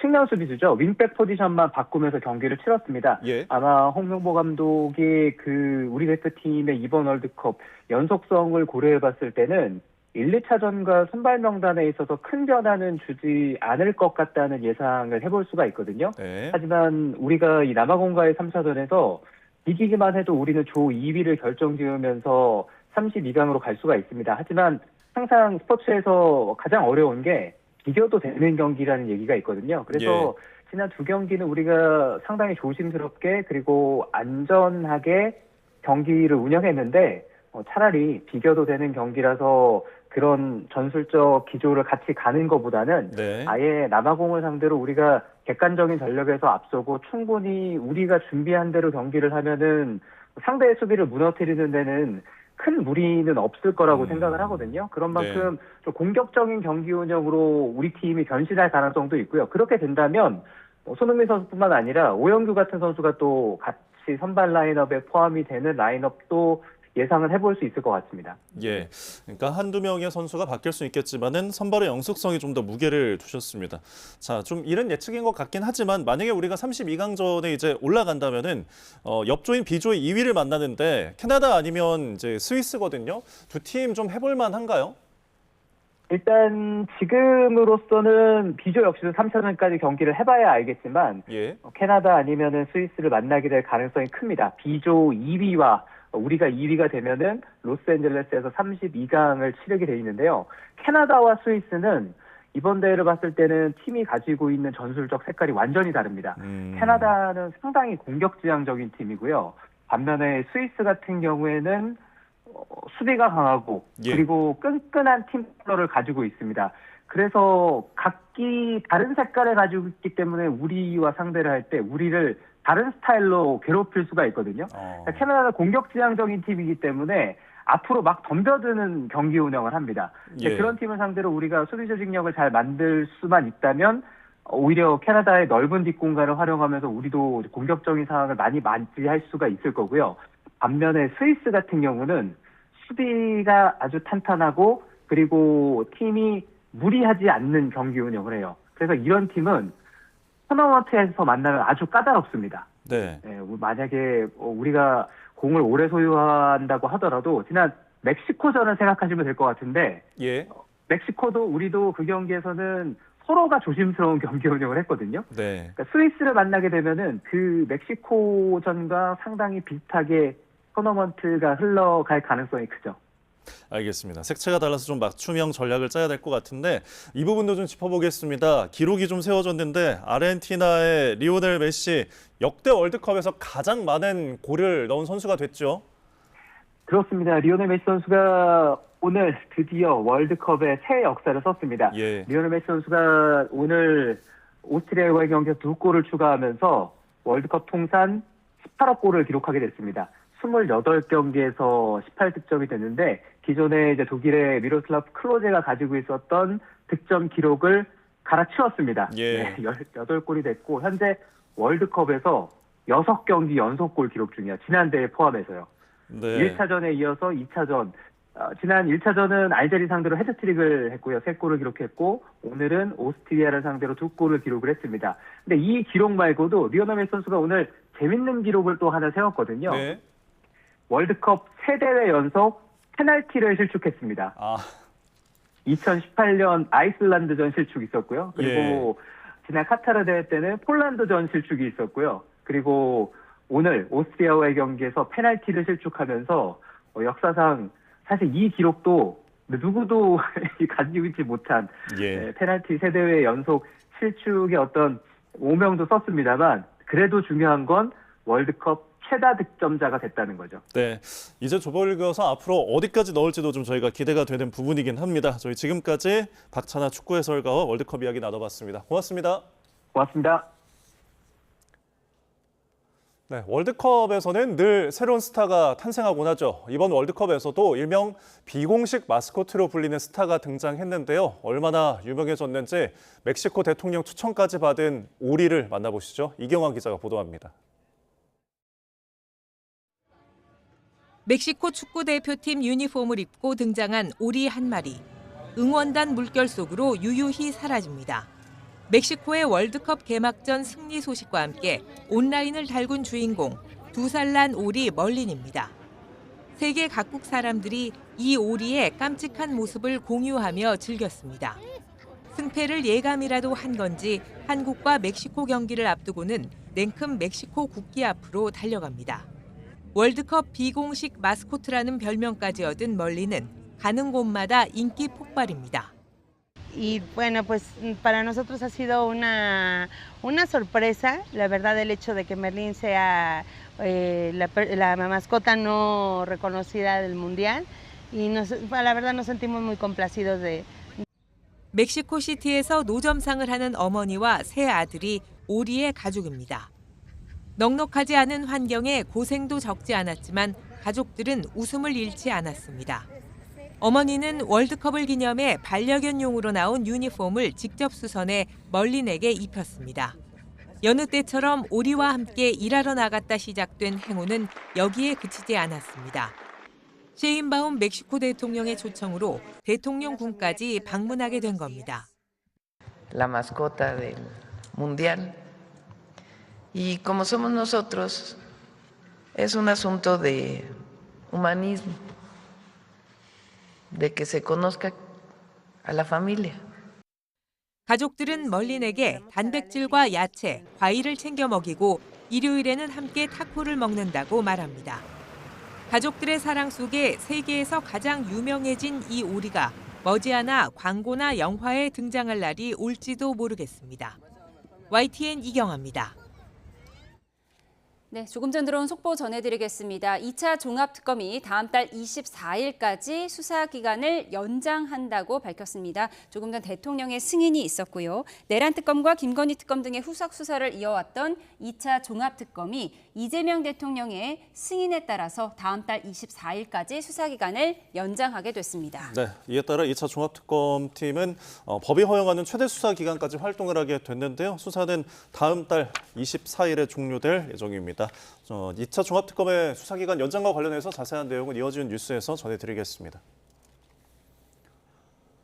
다음 소식입니다. 음주운전 뺑소니 사고를 내 복역 중인 가수 김호중 씨가 오는 30일 출소합니다. 법무부에 따르면 김 씨는 지난 19일 가석방 심사를 통과했습니다. 이로써 김 씨는 오는 11월로 예정됐던 만기 출소일보다 5개월 먼저 사회로 복귀하게 됐습니다. 김 씨는 지난해 12월에도 성탄절 특사 가석방 심사 대상에 올랐지만 부적격 판정을 받았습니다. 수원 권선경찰서는 아파트 단지 인근에서 마약에 취해 돌아다닌 혐의로 30대 남성 A씨를 붙잡아 조사하고 있습니다. A씨는 그제 필리폰을 투약한 채 경기 수원시 권선동에 있는 아파트 단지 인근 길거리를 돌아다닌 혐의를 받습니다. 누군가 마약을 한 것 같다는 영상이 어제부터 SNS를 통해 확산하자 이를 인지한 경찰이 즉시 수사에 나서 A씨를 긴급 체포했습니다. 간이시약 검사 결과 A씨에게서 필로폰 양성 반응이 나온 걸로 확인이 됐습니다. 네, 부산 도시철도 전동차에서 누군가 그린 그라피티가 발견돼 경찰이 용의자를 쫓고 있습니다. 오늘 새벽 4시 반쯤 부산 강서구 부산교통공사 차량기지 전동차 한 대에서 이렇게 그라피티가 발견됐습니다. CCTV에 포착된 용의자는 2명으로 새벽 시간 차량기지에 침입해 10여 분 만에 범행을 저지른 뒤 도주한 것으로 파악됐습니다. 회생을 신청한 JTBC 등 중앙그룹 계열사에 대한 법원 신문이 오늘 진행됐습니다. 네, 재무 위기 속에서 계열사마다 선택한 길은 달랐는데요. 그 차이와 향후 전망을 김승환 기자가 정리했습니다. 중앙그룹 홍정도 부회장이 회생법원 대표자 신문에 참석했다가 나옵니다. 부도 직전까지 정상 경영 가능하다고 보셨던 이유는 좀 있을까요? 죄송합니다. 법원은 각 회사가 빚을 갚고 다시 정상화할 수 있는지를 따져본 뒤 회생 절차를 시작할지 결정합니다.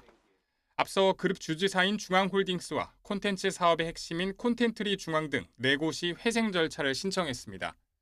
JTBC 역시 회생을 신청했지만 동시에 ARS, 즉 자율 구조조정 지원 프로그램도 요청했습니다.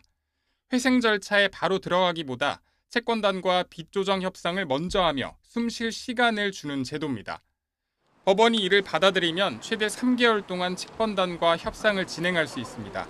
하지만 법원이 회생 절차 개시를 결정하면 강제 구조조정이 본격화하게 됩니다. 이거는 이제 JTBC가 원하는 바겠지만 사실 확률이 그렇게 높지 않고 두 번째가 사실 제일 확률이 높아요. 법원 주도의 강제 구조조정입니다. 다만 그룹의 모태인 중앙일보는 다른 계열사와 달리 워크아웃을 신청했습니다. 워크아웃은 채권단과 협의해 빚을 조정하는 절차입니다. 법원이 주도하는 법정관리, 회생 절차보다 회사가 직접 협상할 여지가 더 많습니다. 결국 JTBC 등 계열사의 향후 운명은 법원, 중앙일보의 정상화 여부는 채권단 손에 쥐어진 셈입니다. 중앙일보는 채권단이 워크아웃을 받아들이면 빚 갚는 시기를 늦추거나 조건을 조정하는 협상에 나서게 됩니다. 다만 채권단이 받아들이지 않거나 협상이 결렬되면 회생 절차를 검토해야 할 가능성도 있습니다. YTN 김승환입니다. 네, 지난 주말 전남 곡성 물놀이 시설에서 놀던 초등학생 2명이 숨지는 사고가 있었습니다. 네, 경찰 합동감식에서는 사고 지점 부근 조명 장비에서 전류가 새어나오는 게 확인됐습니다. 경찰은 시설 관계자들을 업무상 과실치사 혐의로 입건해 조사하고 있는데요. 나현우 기자가 보도합니다. 전남 곡성에 있는 물놀이 시설에서 사망 사고가 난 건 주말이던 지난 21일. 당시 수영장에는 초등학생 형제 2명이 있었는데 물놀이하다가 참변을 당했습니다.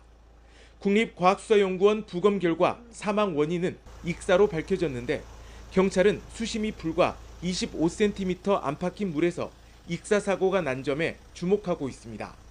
국립과학수사연구원 한국전기안전공사와 진행한 합동 감식 과정에서는 물속에서 전류가 흘렀던 것으로 확인됐습니다. 물놀이장 수중 조명시설에서 전류가 감지됐는데 사고 당시 초등학생이 쓰러진 곳과 가까운 지점이었습니다. 익사 이전에 시도 말씀드리면 물을 마시기 전에 어떤 원인이 있었을 거다. 수심이 낮기 때문에 감지를 했는데 전류가 확인된 거는 맞아요. 쓰러진 지점에서. 해당 물놀이장은 개인 법인이 곡성군에 위탁받아 운영하는 시설입니다. 사고가 난 날은 정식 개장 전이었고 안전요원도 배치되지 않았습니다. 경찰은 해당 업체 관계자를 업무상 과실치사 혐의로 입건하고 부검 소견과 합동 감식 결과를 바탕으로 정확한 경위를 파악하고 있습니다. YTN 나연호입니다. 6.3 지방선거로 선출된 광역단체장의 포부와 구상 직접 들어보는 시간 마련했습니다. 네, 오늘은 해양수도 비전을 내세워 8년 만에 부산을 탈환한 민주당 소속 정재수 당선인입니다. 당선인님 나와 계시죠? 네, 반갑습니다. 정재수입니다. 안녕하십니까? 예, 나와주셔서 감사합니다. 네, 7월 임기 시작이 얼마 남지 않았습니다. 지금은 인수위원회 사무실에 계실 텐데 준비 잘 되고 계시죠? 예, 그렇습니다. 인수위원회 사무실에서 YTN 방송에 출연을 하고 있고요. 저희가 인수위원회 이름을 다시 뛰는 부산위원회로 정했습니다. 이름 그대로 부산을 다시 뛰게 만들기 위해서 다시 뛰는 부산위원회가 현장 위주로 해가지고 시민분들 많이 만나고 있습니다. 조만간에 인수위원회 활동이 끝이 나게 되면 백서를 통해서 시민들께 보고 드릴 수 있는 기회가 있을 겁니다. 네. 자, 선거 때부터 강조를 하셨던 게 해양수도 비전인데요. 이게 어떤 개념이고 구체적으로 어떤 계획을 그리고 계신가요? 예, 그렇습니다. 제가 이번 선거 캠페인 과정에서 부산 시민들께 해양수도 부산을 완성하겠다 이렇게 약속을 드렸습니다. 해양수도 부산의 비전은 대한민국이 서울 수도권 일극체제를 반드시 극복을 하고 전국적으로 대한민국이 다극체제로 나아가는 그 과정에서 부산에서 새로운 성장 거점과 성장 엔진을 만들어 가지고 비수도권의 맏형인 우리 부산에서 서울 수도권 일극체제를 극복하는 첫 마중물 역할을 하겠다라는 구체적인 비전을 말씀을 드렸고, 이 해양수도 부산을 완성하기 위해서 행정기능, 사법기능, 그리고 기업, 금융을 집적화시켜 가지고 우리 부산을 서울 수도권과 대등하게 경쟁하는 그런 성장 거점으로 만들겠다. 그렇게 해서 전국적으로 서울 수도권 일극 체제라는 위기에 직면한 대한민국을 이 위기를 돌파하는 그 대안으로서 이제 제시를 한 것입니다. 그래서 행정, 사법, 기업, 금융을 부산에 집적화시켜 가지고 추후에 열리게 될 북극항로 시대가 가져오게 될 직접적이고 간접적인 경제 효과를 우리 부산이 온전히 흡수하겠다라고 하는 구체적인 시간표와 일정표를 시민들께 제시해 드렸습니다. 예. 해양수도 부산, 이 해양수도에 이어서 해양수산부 장관 시절부터 북극항로 전도사도 자처하셨잖아요. 근데 솔직히 좀 추상적이고 멀게 느껴지기도 하는데 올 하반기에 시범 운영을 한다고요? 예, 그렇습니다. 제가 해양수산부 장관을 하면서 대한민국의 북극항로 전도사를 자처를 했습니다. 근데 많은 사람들이 북극항로가 열리긴 열리냐, 언제 열리냐, 너무 뜬구름 잡는 이야기 아니냐, 뭐 이런 이제 비판적인 시각이 있었는데 그것은 전혀 그렇지가 않습니다. 이미 작년 9월 달에 중국의 닝보항에서 컨테이너를 가득 실은 화물선이 대한해협을 거쳐서 베링해를 거쳐가지고 러시아 연안을 따라서 북극항로를 통해가지고 유럽에 도착을 했습니다. 단 20일 만에 도착을 했죠. 전 세계 최초로 북극항로에 전기 컨테이너 노선을 개설을 했습니다. 이미 북극항로는 지난 10년과 비교를 하자면 물동량이 10배 이상이 늘었고 전 세계 최초로 상업항로인 아크틱 익스프레스 서비스를 중국이 먼저 개설을 했습니다. 그리고 러시아도 서쪽으로는 무르만스크에서 동쪽으로는 블라디보스토크까지 39조 원의 투자를 이미 진행을 하고 있습니다. 미국도 마찬가지입니다. 그런 측면에서 보자면 북극항로 시대가 이미 상업적 가치를 가지고 있음에도 불구하고 우리 부산의 준비는 상당히 늦었다.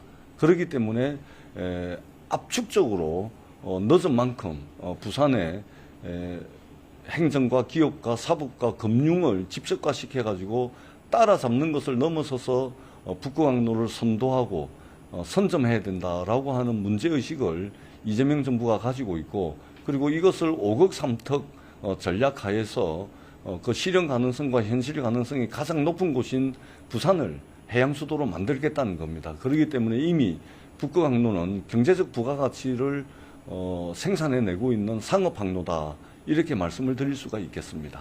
네, 부산에 대한 비전을 좀 자세히 말씀해 주셨는데요.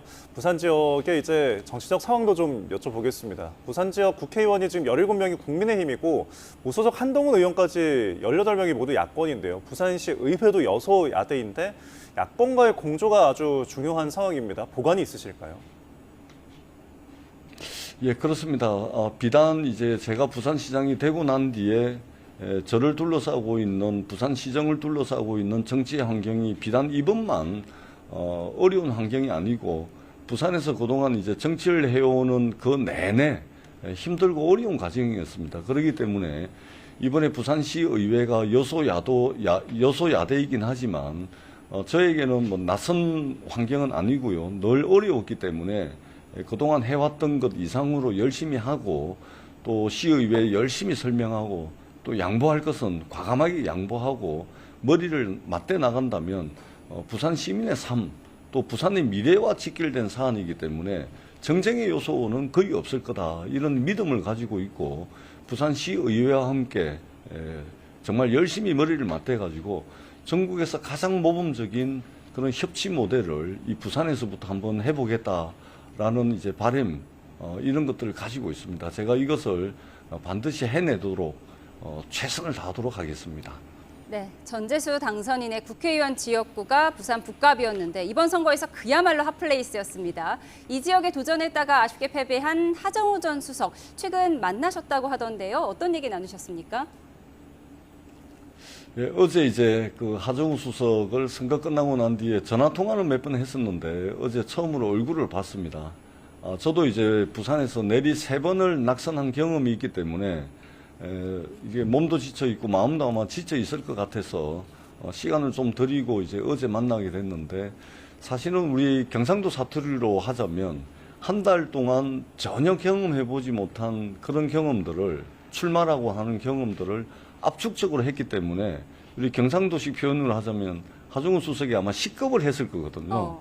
그렇기 때문에 이게 선거 과정에 여러 가지 소회도 듣고 또 앞으로 어떻게 할 건지 이런 이제 계획들을 들었습니다. 그리고 제가 또 하정우 수석에게 부산이 가야 될 방향이 한쪽으로는 해양수도, 또 한쪽으로는 AI 대전환, AI를 제외하고서 빼고서는 부산의 미래를 이야기할 수 없기 때문에 이 부분에 대한 이야기도 좀 들었습니다. 그래서 하정우 수석이 어떻든 선거가 끝나긴 했지만 부산을 위해서 어떤 식으로 AI 선도도시를 만들어 나갈 것인지 이런 고민들을 좀 하고 있는 것 같습니다. 그래서 가능하면 우리 부산이 AI 선도도시가 되는데 하정우 수석이 가지고 있는 인적 네트워크, 또 전문성, 이런 것들이 좀 도움이 되지 않을까라는 기대를 가지고 있고, 머지않은 시간에 아마 하정우 수석이 어떤 역할을 할지 결정을 할 것으로 그렇게 생각을 하고 있습니다.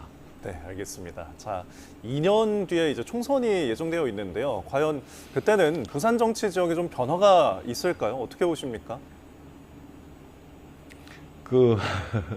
예단하기는 쉽지 않은데요. 결국은 전재수 부산시장이 어떤 실적과 성과를 내는지에 따라서 2년 뒤에 있을 총선 결과도 나올 거라고 저는 생각을 합니다. 다만 2024년도 총선에서 우리 민주당 출마자들의 평균 득표율이 45%였습니다. 그리고 이번 지방선거의 광역의원 비례대표 득표율이 44%였거든요.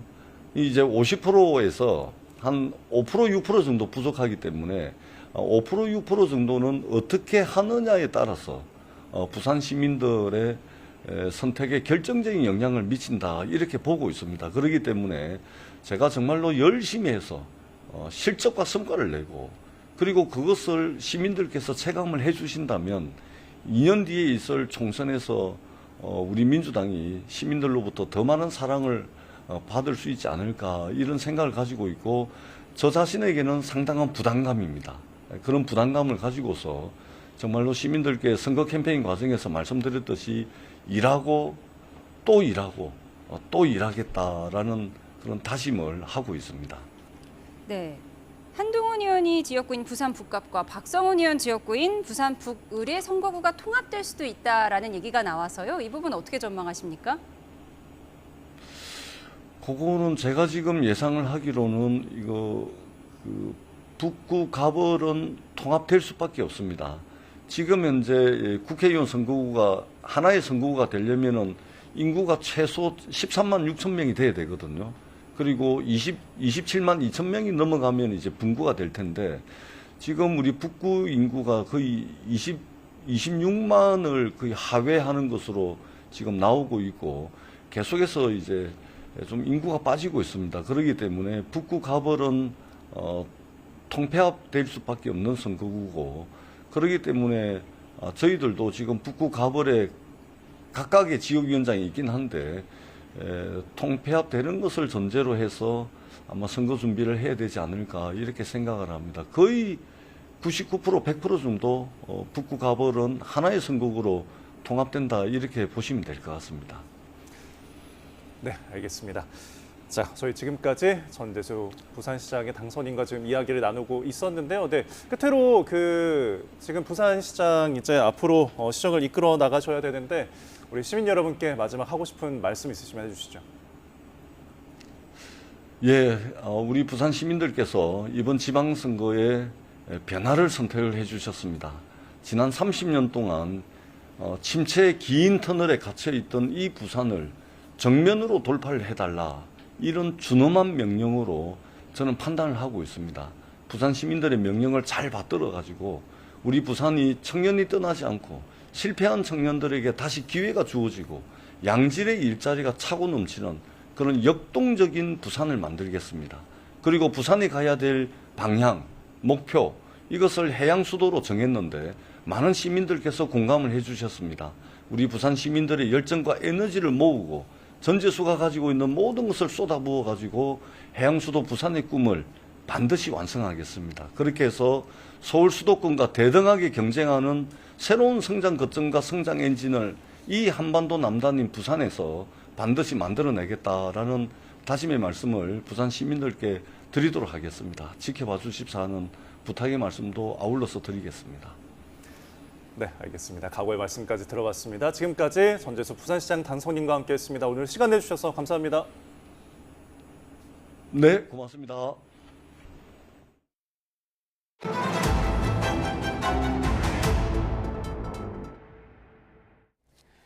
경남 마산 중부경찰서는 최근 창원해양경찰서 징계위원회 위원 2명을 모욕한 혐의를 수사해달라는 고소장을 접수했다고 밝혔습니다. 고소장에는 위원 2명이 지난 1월 창원해경 소속 여성 직원에게 커피를 타오라고 하거나 살찐 것 좀 보라는 등의 발언을 했다는 내용이 담긴 걸로 확인됐습니다.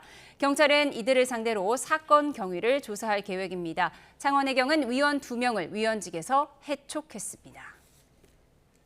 오늘 맑은 하늘 아래 서쪽을 중심으로는 날이 제법 더웠습니다. 내일도 서울은 29도까지 오르며 낮더위가 이어지겠는데요. 반면 동풍의 영향을 받는 동해안 지역은 강릉이 23도, 속초 22도에 머물며 비교적 선선하겠습니다. 내일 중부지방은 비교적 맑겠지만 남부는 하늘이 다소 흐리겠습니다.